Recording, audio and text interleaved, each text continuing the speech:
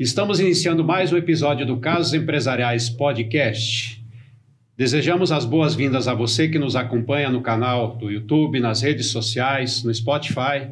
E hoje estamos recebendo aqui como convidados duas pessoas ilustres que representam aí o mundo empresarial, o mundo jurídico aqui no Oeste Paulista. José Carlos Cavalcante, gerente regional do Sebrae, e o Luiz Paulo Jorge Gomes, tá? Que é advogado tributarista da Jorge Gomes Advogados Associados.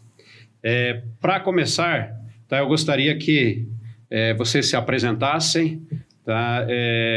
Quem gostaria de começar? Pode ser o Cavalcante. Boa noite, Wilson. Boa noite, Dr. Luiz Paulo. Boa noite, amigos. É uma satisfação estar aqui participando desse Casos Empresariais Podcast e debatendo aí um tema tão importante ligado à vida empresarial. Espero que tenhamos uma noite bastante frutífera. Legal. Luiz Paulo? Wilson, antes de mais nada, é uma satisfação de estar com você, com toda essa proposta que você traz aqui com o podcast. E mais ainda com o Cavalcante, um amigo de longa data, pelo tanto que ele representa em termos de estudo, de consultoria, de evolução do cenário regional no que se refere à gestão de empresas. Então, na faculdade, professor, enfim, é uma grande satisfação estar aqui e poder debater de alguma forma o dia a dia que a gente acompanha. Eu como advogado, você como consultor, o Cavalcante, tanto no Sebrae como nas salas de aula, na consultoria, casos empresariais. Legal, gente. Eu quero aproveitar também, agradecer aí a Marta Bedin, que é uma artista plástica aí da cidade, que ela confeccionou as nossas canecas, inclusive as canecas são um brinde do Casos Empresariais para vocês, com uma recordação pela participação no nosso episódio, tá? Então, Marta Bedin, muito obrigado aí pela parceria, muito legal, obrigado. Para a gente começar, eu sempre gosto de começar solicitando aos convidados, contando um pouquinho da sua história, da sua origem de vida, né? Antes da gente entrar em negócios, em parte tributária, parte de gestão de pequenos negócios. Então, fique à vontade, deixo com vocês. Agora, se vocês quiserem tirar para o ímpar, vocês podem. A minha é mais curta, a minha história é mais curta. Ô Wilson, essa semana, coincidentemente, o escritório agora, dia 24, faz 22 anos. Você é nascido aqui em Prudente? Sou nascido em Prudente, nascido e criado em Prudente. Teve uma época, antes de abrir meu escritório, eu trabalhei no escritório de São Paulo. O escritório, desde sempre, a grande vertente do escritório foi na área tributária.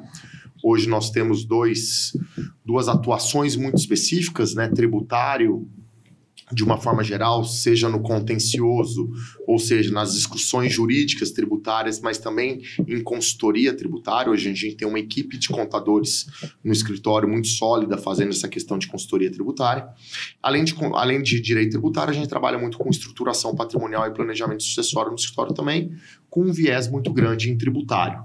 Essa é a nossa vida. Eu fiz mestrado em tributário na PUC em São Paulo, fui juiz do CARF em Brasília, que é o principal órgão de julgamento tributário no Brasil. Saí na época da Operação Zelotes, em virtude de todos os problemas que houveram no tribunal, e achei que era o momento de sair, né? Mas é isso, o pouco que a gente sabe que convive no mundo de direito é um mundo que está focado no direito tributário, com uma atenção muito especial o que vem pela frente de reforma tributária. Bacana, eu tenho certeza que nós teremos tópicos muito produtivos que serão tratados hoje. Cavalcante, você tem uma trajetória aí de empreendedorismo e Sebrae absurda, né? De fato, Wilson, eu não sou prudentino, apesar de ser cidadão prudentino. Já moro aqui há mais de 50 anos, sou rancheriense. Aqui do lado? Aqui do lado. Estou no Sebrae praticamente, vou fazer 32 anos de Sebrae, como gerente 22 anos, em setembro. E antes de estar gerente, fui consultor empresarial, atuando na área financeira, na área de planejamento estratégico.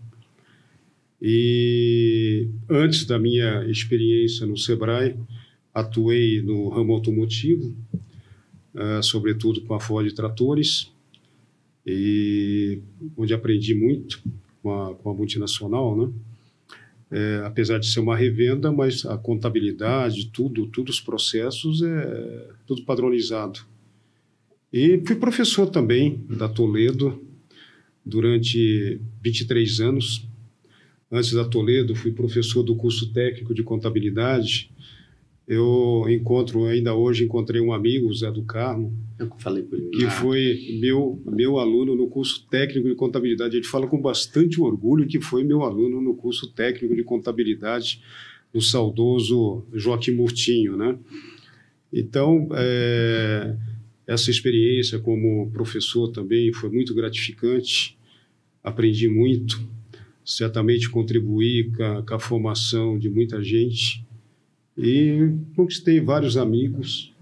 E também no Sebrae, a minha paixão, eu sempre digo que além da minha esposa, minha família, é o empreendedorismo e a educação. Entendo que o empreendedorismo e a educação são duas grandes forças que podem transformar a vida das pessoas. Exatamente. Com certeza. Alguns desafios que vocês já enfrentaram nas jornadas de vocês, assim, algo que foi impactante, que gerou apreensão em alguns momentos. Eu já conversei com o Cavalcante sobre isso, ele já contou algumas histórias, né? Queria assim, que vocês falassem um pouquinho, uma ou duas situações que vocês enfrentaram, que assim, chegaram a... será que vale a pena continuar? É esse o caminho mesmo? Gerou dúvida. E por que eu faço esse tipo de questionamento? Porque isso serve de aprendizado, né? O que a gente procura trazer de conteúdo aqui no podcast é sempre conteúdo que sirva de inspiração para outras pessoas que querem criar negócios, querem empreender, querem ser donos do seu negócio, né? Aqueles funcionários, colaboradores que de repente querem ser CLT, mas ter a oportunidade de contribuir com o crescimento do negócio onde eles estão inseridos. Então, nesse sentido, eu acho que mostrar os desafios, porque assim, eu sempre digo, empreender não é fácil. Empreender é um dos grandes desafios da vida, né? Eu fui efetivamente aprender o que é empreender depois dos 55, 56 anos, né?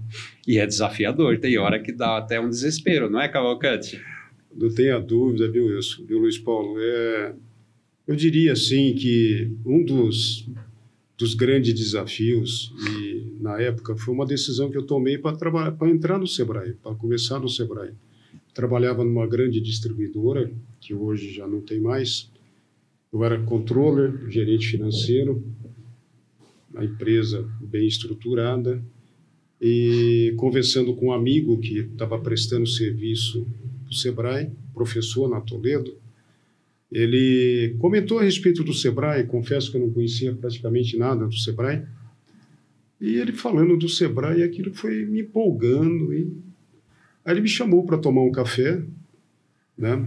Eu passei até lá, fui tomar um café, naquela época não tinha nem internet, não tinha nada, e eu peguei uns folhetos, algumas coisas, alguns folders, e levei para casa e comecei a ler. Falei, puxa, que negócio bacana, acho que tem tudo a ver comigo, né? Foi feito para mim.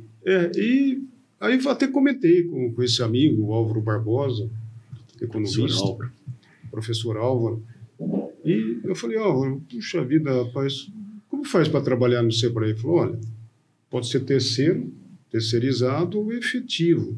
Efetivo é mais difícil.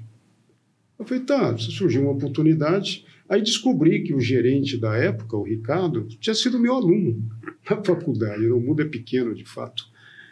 E aí, não me lembro quanto tempo, surgiu uma vaga para ser assistente técnico, né? Naquela época tinha essa função, hoje não tem mais, o assistente virou analista de negócio, era assistente técnico, um nome até estranho, né? E aí eu falei, tá, eu fui concorrer à vaga. Tinha mais de 60 candidatos para uma vaga naquela época, se não me falha a memória, porque era específico, tinha que ter especialidade em finanças. E fui contemplado. Em termos de ganho, literalmente eu troquei 6 por meia dúzia. Não tive plus nenhum de aumento de salário. E muitas pessoas dizem, puxa, Cavalcante, você vai sair de uma empresa, né, de uma média, uma grande empresa, e trabalhar para ser assistente técnico. O que é assistente técnico? Você é controller. Eu falei, olha, é uma decisão minha, né? E, graças a Deus, eu tomei a decisão mais certa na minha vida. E outro desafio, bem rapidamente falando, eu empreendi. Abri uma empresa... Isso eu não sabia, isso não me contou não, hein? Na verdade, era um comércio, um depósito de material para construção. Imagina quem foi meu sócio, o saudoso Milton Penac. Nossa, o seu Milton Penac foi o meu sócio. A nossa empresa chamava-se Prudencasa. Nós vendíamos materiais para construção, sobretudo o básico. Telhas, areia, tijolos. Era um sonho do seu Milton, aliás, um sonho que, na verdade, não era dele, era do filho dele, do Antônio Luiz, que faleceu muito cedo. E ele era meu patrão e meu sócio. Então, imagina o desafio, né? O desafio é enorme para você ter como sócio o seu patrão numa outra atividade que era importante para mim na época.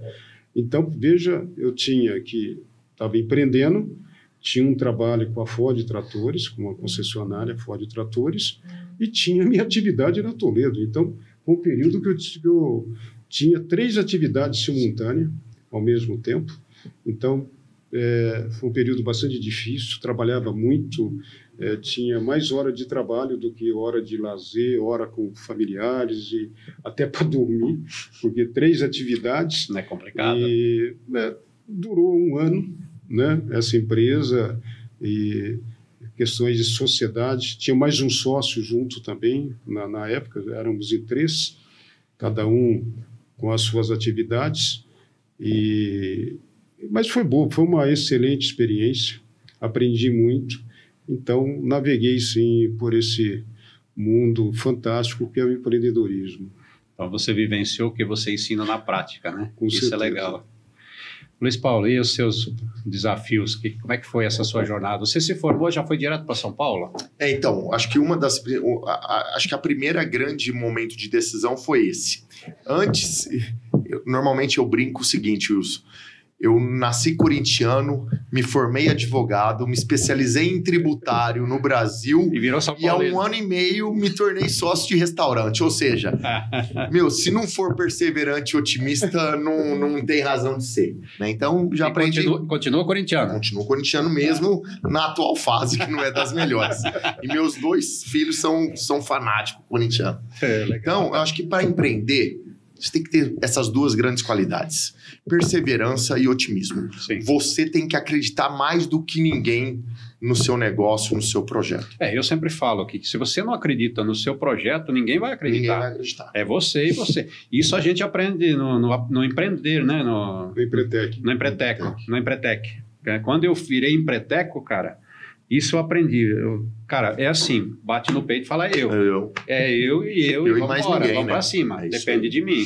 E acho que o primeiro grande desafio, Wilson, eu fiz estágio no saudoso Dr. José Pascoal Pires Maciel. Puxa. Eu tinha vários estagiários, eu fazia estágio na sala com ele, né? E o Dr. Pascoal foi, até hoje, mesmo fazendo mestrado e convivendo com os principais professores de direito tributário no Brasil, o professor Roque Carrasa foi meu orientador na minha dissertação de mestrado, mas eu não conheci até hoje uma pessoa com a capacidade que o Dr. José Pascoal tinha em tributário, né? Perfeito. E quando eu me formei, eu tive a proposta de ficar no escritório, de assumir o número 1 do escritório, que era a pasta 1, final 1, que era o Dr. Pascoal, que o Dr. Pascoal na época estava numa fase mais política, ele foi assessor da Câmara, conselheiro estadual da OAB. Porém, eu já tinha um conteúdo técnico razoável, mas me faltava muito o lado empreendedor da advocacia, de participar de reunião, de trazer cliente para o escritório. Sim. E aí foi que eu tive a oportunidade de ter uma proposta do escritório de São Paulo que eu visualizava isso, conhecer esse mundo. Porém, a minha proposta de remuneração fixa era irrisória, nem se comparava com o que eu poderia ter aqui em Prudente. Sim. Só tinha o que era atrativo era a remuneração eventual em contratos fechados. Minha mãe em casa era totalmente contrária, né? Mãe normalmente quer o nosso porto seguro. E eu precisava decidir, nessa época eu tinha um Gol 1.6 CL, placa BU 6363. Putz. Eu tava escutando uma música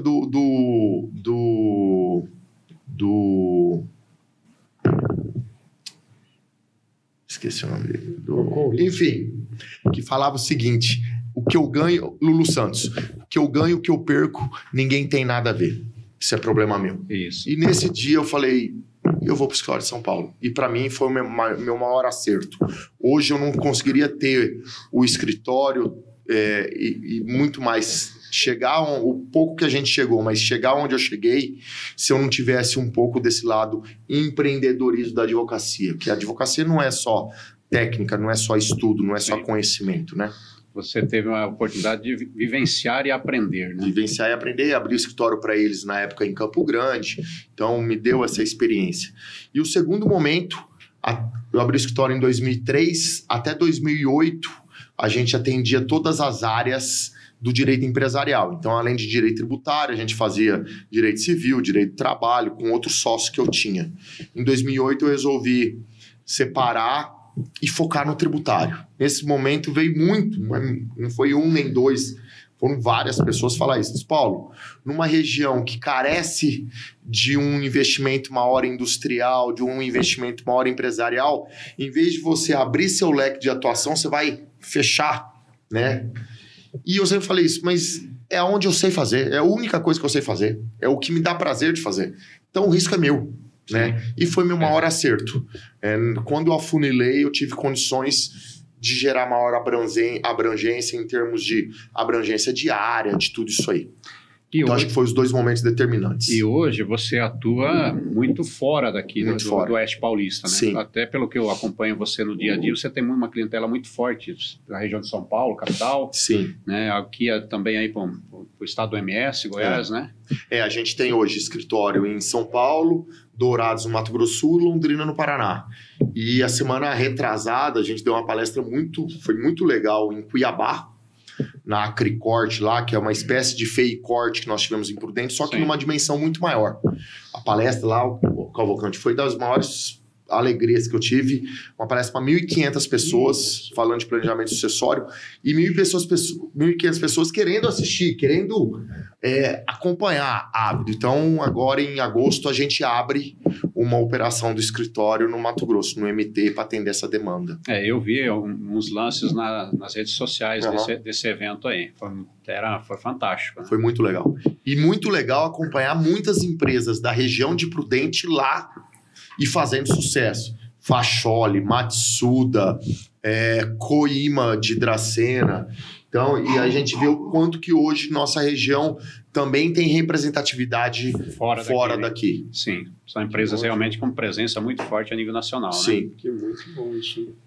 Cavalcante, fala um pouquinho do papel do Sebrae para o desenvolvimento de pessoas e negócios aqui no Oeste Paulista. Você está há quanto tempo efetivamente aqui em Prudente, no Sebrae aqui? Porque eu sei que você andou rodando, né?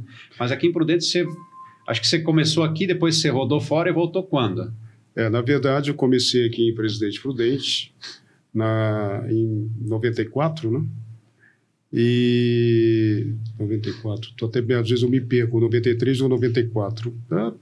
Fiquei boa parte aqui, aí eu fiquei lotado em São Paulo, morando aqui, mas lotado em São Paulo, 7 anos. Aí voltei como gerente e depois também tive uma experiência gerenciando duas regionais do Sebrae simultaneamente, Presidente Prudente e Araçatuba, são 89 municípios, né? Nossa. Foi um desafio enorme, mas superado, fiquei 10 meses gerenciando essas duas unidades, e aí recebi um convite para gerenciar a terceira maior regional do Sebrae no estado, que são 33, que foi Campinas. Lá eu fiquei 4 anos, o desafio foi enorme, colocar a casa em ordem e posicionar aquela regional no lugar que ela merece de destaque. Hoje ela está muito bem, felizmente, mas foi um ótimo desafio. Depois eu tive a oportunidade de voltar aqui para Presidente Prudente, a terra que eu amo, que eu gosto muito dessa terra, acredito muito no potencial dessa terra. Aqui tem gente trabalhadora, gente empreendedora, gente que realmente acredita nos seus sonhos. Aqui é a terra do empreendedor. Mas falando do Sebrae, o Sebrae eu sempre digo, né, quando me pergunta o que o Sebrae oferece para o seu público-alvo, lembrando que o Sebrae atende donos de pequenos negócios, tanto na área no setor de serviço, comércio, indústria e o pequeno produtor rural. É o único do Sistema S que permeia os 4 setores. Os nossos co-irmãos exercem um belíssimo trabalho em setores específicos. Então, o que o Sebrae oferece para o seu público-alvo, na verdade, né? Eu sempre digo que é um GIM com M. Gestão, inovação e mercado. Então, o Sebrae, para cumprir a sua missão, através dos seus programas, ele oferece para o dono de um pequeno negócio gestão em várias áreas, gestão financeira, marketing, pessoas, e inovação através dos nossos programas para melhorar a competitividade dos pequenos negócios, inovando e melhorando os seus processos internos, melhorando os seus produtos e acesso a novos mercados, através de propiciando para o pequeno participar de grandes feiras. Na FEICOT, que foi citada aqui, nós estávamos presentes, subsidiando 10 pequenos negócios participar de uma feira tão grande como essa, né? Nós levamos daqui da nossa região pequenos empresários para participar de grandes feiras, de grandes exposições em grandes centros. Para quê? Para que eles tenham acesso a novos produtos, a novos contatos, a novos fornecedores e melhorem a competitividade dos seus negócios. Então, o Sebrae tem um portfólio enorme de várias soluções voltadas para o dono do pequeno negócio, o empresário, e voltado para o empreendedor, para aquelas pessoas que estão se preparando para ter o seu próprio negócio, e também para o produtor rural. O Luiz Paulo falou acredito que o amigo aqui está no bom ramo, né? O ramo tributário e o ramo sucessório são 2 áreas assim que eu vejo bastante promissora e com um mercado enorme, mesmo porque praticamente mais de 95% dos negócios são familiares. Sim. Né? Então, isso por si só. E o complexo das leis tributárias do nosso país requer, sim, um bom especialista para ajudar os empresários, o contribuinte a conduzir bem seus negócios. Maravilha. Antes de eu fazer uma pergunta para o Luiz Paulo, eu quero pedir licença de vocês e licença aos ouvintes para a gente passar um vídeo aí de um dos nossos patrocinadores e já a gente volta. Estudar à distância na UnoOeste é se preparar para uma carreira de sucesso e melhorar de vida. Com inovação, experiências digitais, tecnologia e pessoas inspiradoras, a EAD UnoOeste tem tudo o que você precisa para vivências transformadoras. A EAD UnoOeste recebeu nota 5 do MEC, o que reafirma a qualidade do ensino, capacidade da gestão e excelente infraestrutura. Quer experimentar a excelência da educação à distância? Venha nos conhecer e descubra por que a UnoOeste é a melhor EAD do Brasil. Isso é UnoOeste. Bom, pessoal, assistimos aí um vídeo da UnoOeste, que é uma das nossas patrocinadoras, e damos sequência aqui no nosso episódio. Luiz Paulo, a reforma tributária ela está batendo a nossa porta. Tá? Chegando o momento de entrar em vigor, ela é um processo que começa agora ano que vem, vai até 2033, né? O que realmente muda no bolso, no preço, nos produtos e vida de empresas e empreendedores? Ô Wilson, muda tudo, né? A reforma tributária ela veio com algumas bandeiras. Simplificação, redução de carga, neutralidade fiscal. Nosso sistema tributário atual, ele é acumulativo. Ou seja, quando ele chega na ponta, os tributos das cadeias produtivas vão se acumulando e a gente tem um produto muito caro na ponta.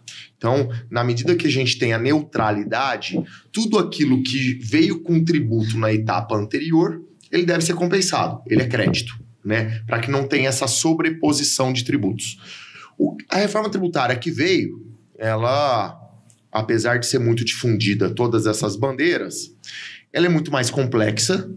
O sistema da reforma tributária é muito mais complexo. Vai demandar para pequeno, médio e grande empresa uma gestão muito eficiente da tributária, porque justamente o grande senão vai ser você alcançar a neutralidade fiscal para você não ter um grande aumento de carga tributária. Então, com isso, você vai demandar uma estrutura. Sim. E ela não tirou nada de complexidade. Então, o que a gente tem que ver é isso. Para a indústria, talvez, vai ter um redutor de carga tributária. Para o varejo, para a prestação de serviço, para o agronegócio, necessariamente vai ter um aumento de carga tributária.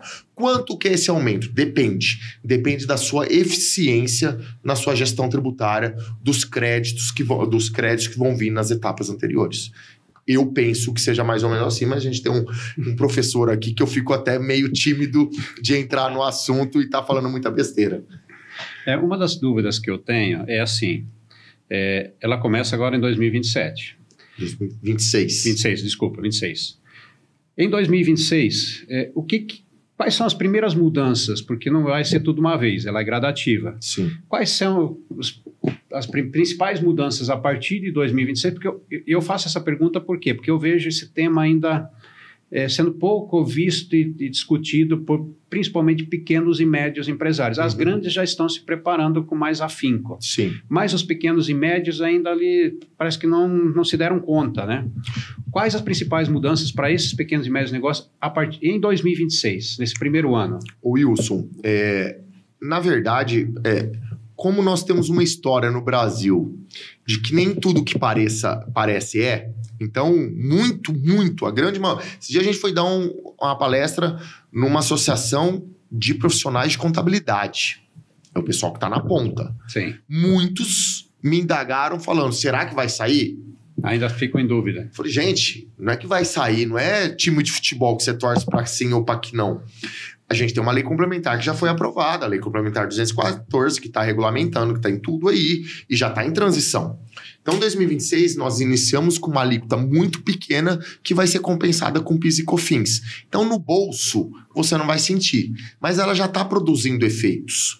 Por exemplo, quem tinha contratos de aluguel ou arrendamento, tá? Realizados até o início, até a promulgação da lei complementar, ou seja, janeiro de 2025, assinados até janeiro de 2025, se declarar até dezembro no cartório, tudo certinho, até dezembro de 25, ele pode, se for contrato comercial, ele pode utilizar o sistema atual durante todo o período do contrato. Do contrato. Por exemplo, eu tenho clientes no escritório do agro, por exemplo, contrato de arrendamento para eucalipto, 15 anos. A conta é muito simples. Num cenário, para de pé. No outro cenário, se for a mesma rentabilidade, não para de pé. O que fizemos? Faz um aditivo contratual. Prorroga mais para 15 anos. Sim. E assim Então, quem conseguir sair na frente vai conseguir se estruturar no sentido de não sair do mercado. Muitos clientes hoje nos contratam para verificar o impacto da reforma tributária no seu negócio. Justamente por isso, vai mudar a forma de negociar. Sim. Um dos grandes benefícios que eu acho que a reforma tributária vai trazer é formalidade para o mercado.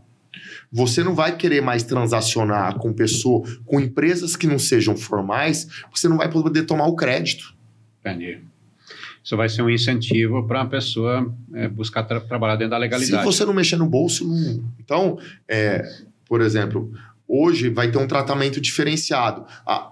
As empresas do Simples continuam, Mas, por exemplo, se você contratar com a empresa do Simples, ela não vai te gerar crédito de CBS e do IBS.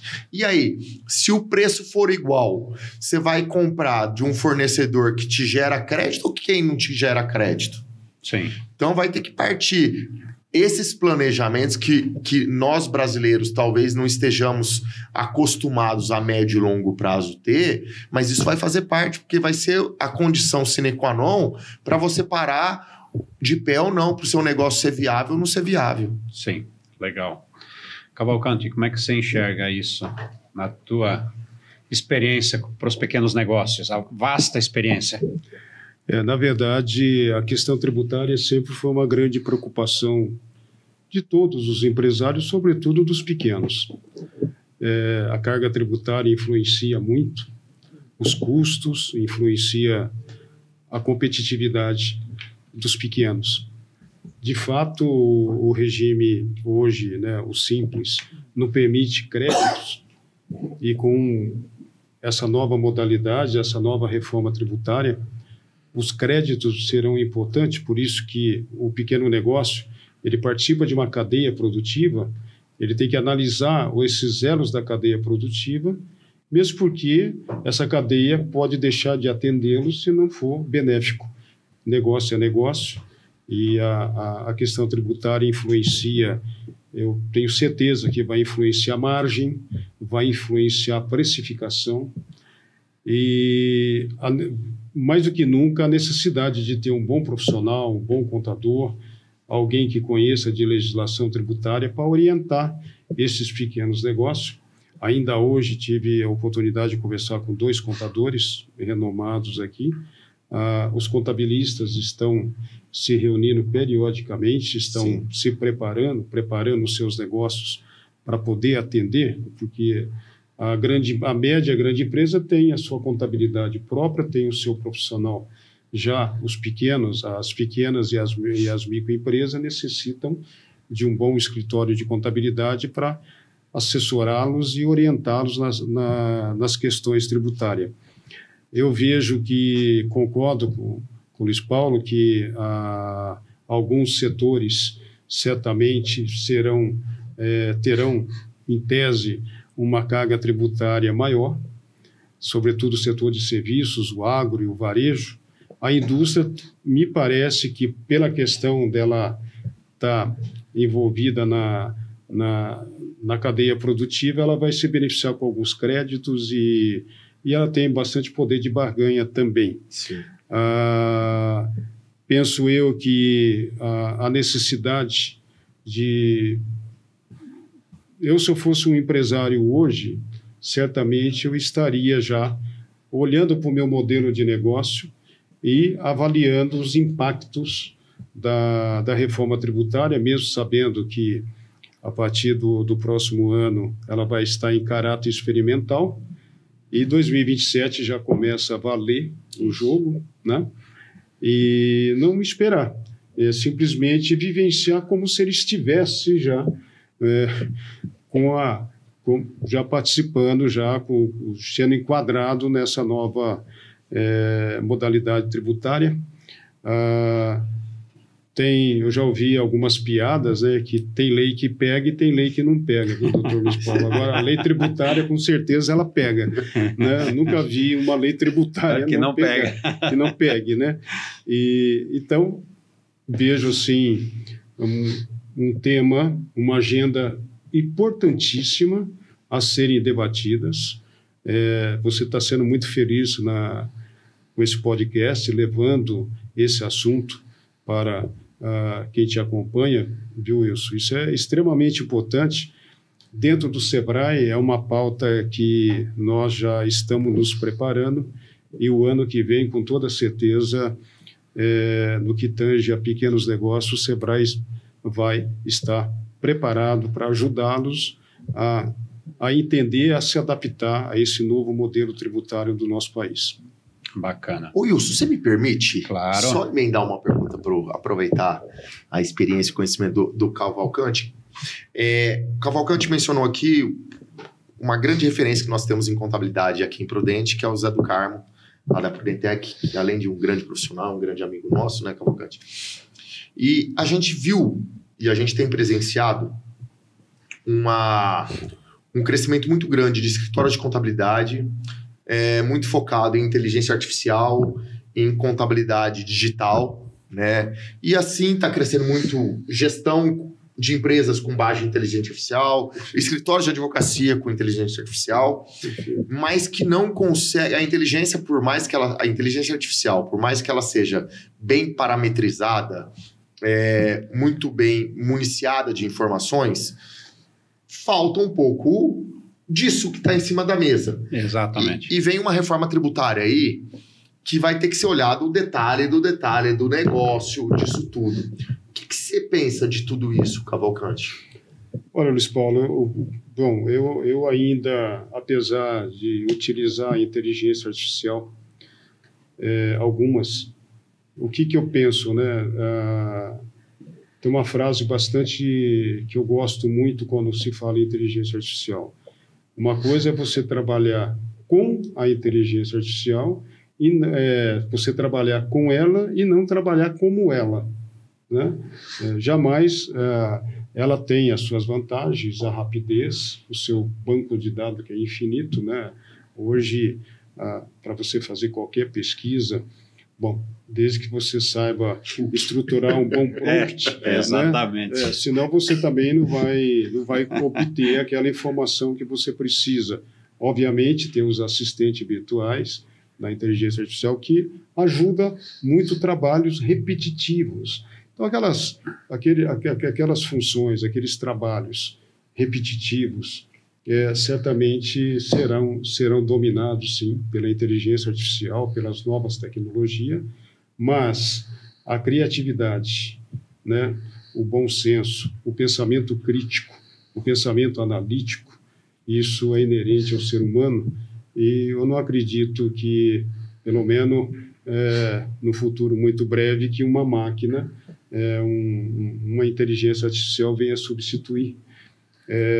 Acredito sim, nós podemos ficar alheio ao avanço da inteligência artificial. Ela veio para ficar e certamente ainda estamos no começo.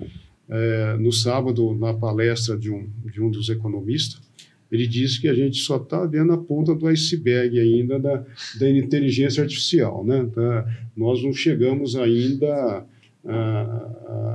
a um quarto do que ela tem ainda para oferecer. Então, eu também me preocupa muito quando se fala nessa questão da inteligência artificial, do avanço da tecnologia.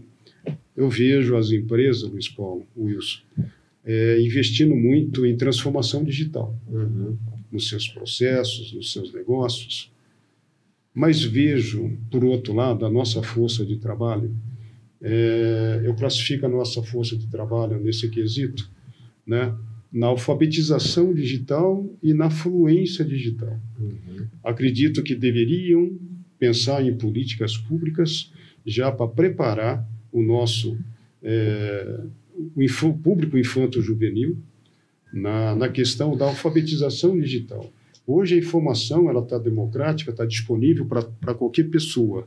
Porém, como acessá-la de forma inteligente, de forma estratégica, de forma efetiva? E aqueles jovens que estão entrando no mercado de trabalho, eles precisam, sim, da mesma forma que você precisa de uma fluência numa língua estrangeira, você precisa também hoje fluência no mundo digital. Sim, concordo. Legal. Muito bom. Luiz Paulo, quando a gente fala em reforma tributária, há risco de aumento de carga tributária disfarçado de reorganização nesse projeto ou não? Assim, o aumento está aí. Não vai ser nem disfarçado. A gente trabalha com uma alíquota projetada de 28%.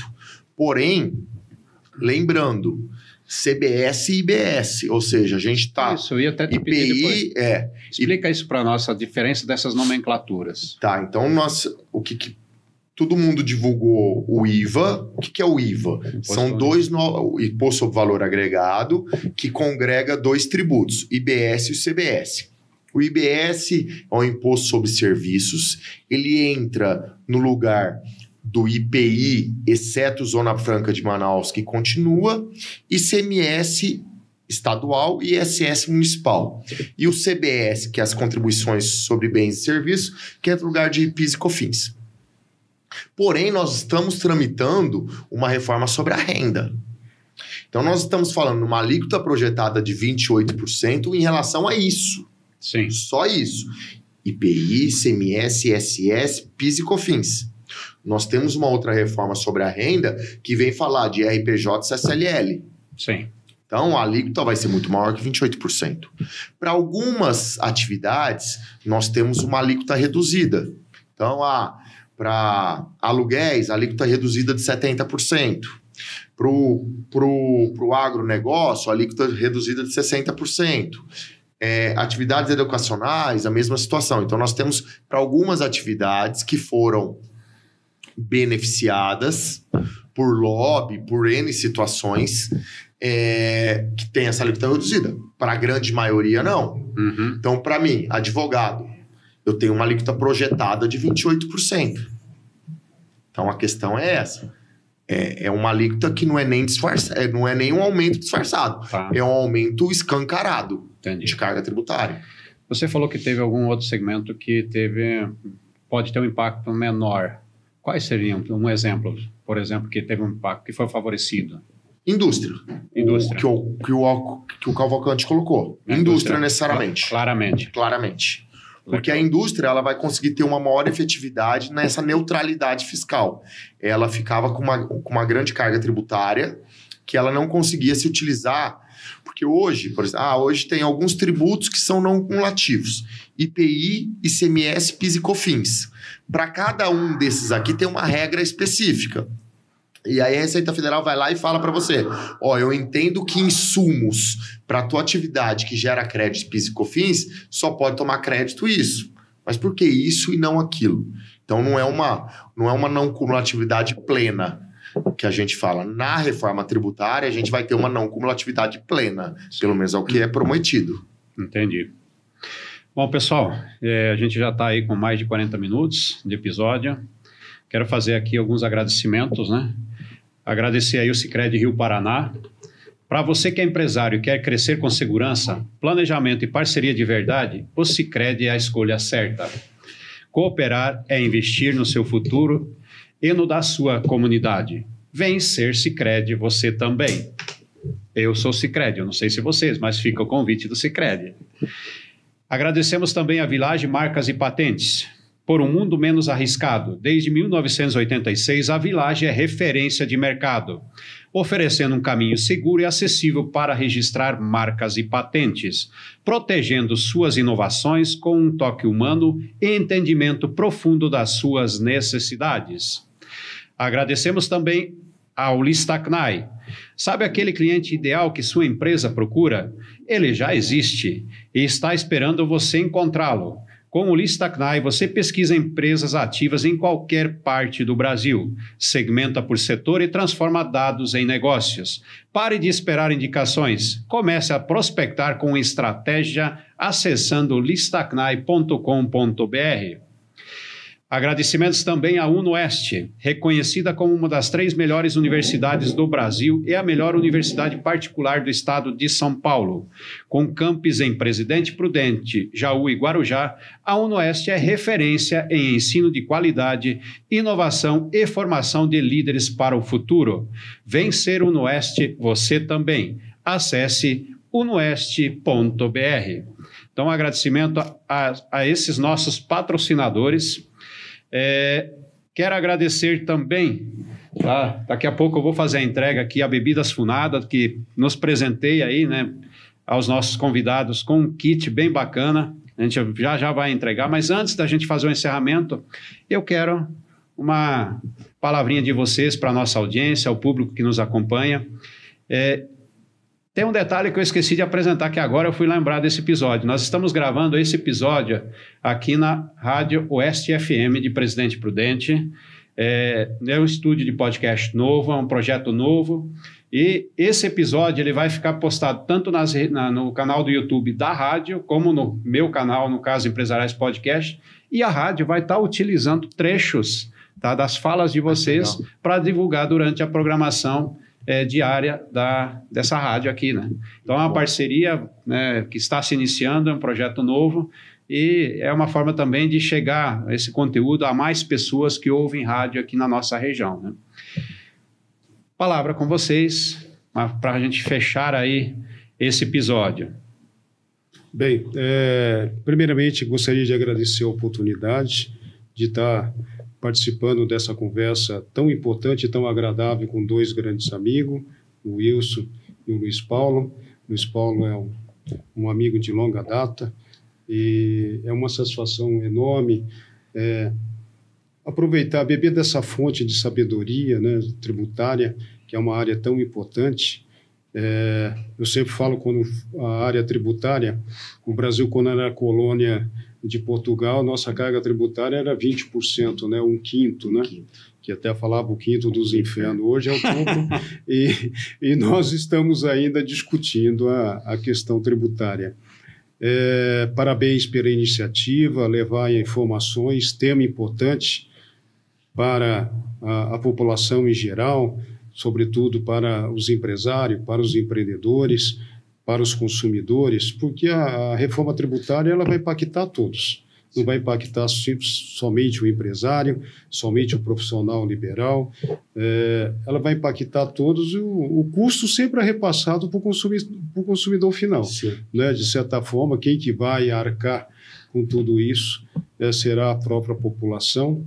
É claro que nós estamos enxergando também nessa reforma tributária, conforme o Luiz Paulo disse no início, a simplificação, até a redução da carga tributária para alguns setores, para alguns segmentos específicos, e que a sonegação, de fato, seja reduzida e que isso traduza em benefício para a população, para a saúde, para a educação, para o social, para áreas tão importantes do nosso país.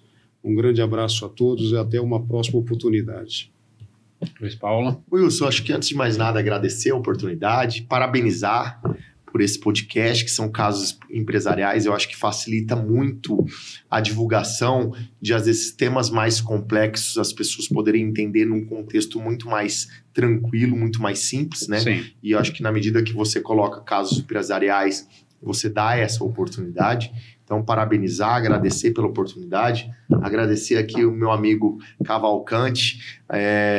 Tem uma classe de profissionais que, mesmo muito antes de eu ter cabelo branco, sempre me prestigiou e sempre acreditou em mim, que foi a classe contábil. E com a classe contábil, eu sempre tive muito contato com o Cavalcante, a gente sempre esteve junto, né, Cavalcante? Com certeza. Então, o Cavalcante colocou uma situação que também é uma crença minha, que o estudo e o empreendedorismo é o que gera evolução, né? E eu acredito muito nisso. E estar entre profissionais sérios, comprometidos com o estudo, com o empreendedorismo sério, levado a sério, é sempre uma satisfação. Então eu agradeço muito essa oportunidade de estar presente aqui entre vocês. Bacana. Deixa eu entregar o brinde aqui. Está aqui embaixo, está na mão. Eu tenho a impressão que o de hoje veio mais pesado do que o do último episódio. Muito bom, muito bom. Aí vocês têm um kit aí com salgadinhos, com bebida, água mineral. Nossa, é pesado mesmo. Não, é pesado. Realmente pesado. Eu acho que a Dani lá da Funada deu uma caprichada a mais hoje, hein? Deu uma caprichada. E a Funada é uma grande empresa, uma grande representante de Prudente, né? É um símbolo da nossa região toda, do estado de São Paulo, hoje presente já no MS também. Olha, tá de parabéns. Eu vi aqui, Wilson, muita gente não conhece, mas essa água de coco da Funada é das melhores que Ela é tem. espetacular. maravilhosa. Ela é espetacular. Aqui. Então, meus amigos, eu tenho uma gratidão eterna com vocês, tá? Agradeço mesmo porque na primeira abordagem, solicitando e convidando vocês já de bate-pronto aceitaram. Né? O Cavalcante ficou um pouco preocupado, mas eu falei, cara, vamos lá, você tem que falar, tem que participar de um caso empresariais pela relevância de tudo que o Sebrae faz, né? E lembrando a nossa audiência também, que esse projeto nasceu graças ao nosso livro Casos Empresariais, a Tomada de Decisão na Prática, que está disponível aí para ser adquirido na plataforma da Amazon. Então, meus amigos, muito, muito obrigado. Gratidão mais uma vez, que Deus abençoe e até o próximo episódio. Um abraço a toda a nossa audiência que nos acompanha.